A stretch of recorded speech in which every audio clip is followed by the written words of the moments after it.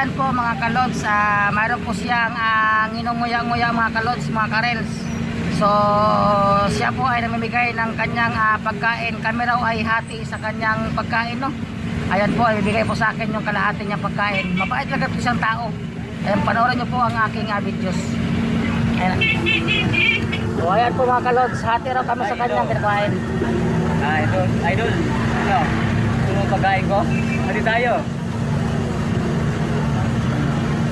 Ayan, hati raw kami sa pagkain na yan. Ayan. Teka lang. Ayan po mga kalos, hatian niya ako sa kanyang pagkain ng nginunguya. Kasi masarap daw ang kanyang nginunguyang pagkain, no? Ayan. Okay na. Hati na tayo. Ayun yung kalating buhay, kalating bonding sa akin. Hindi na pagkain na di maubos. Ito na yung muna sa lahat.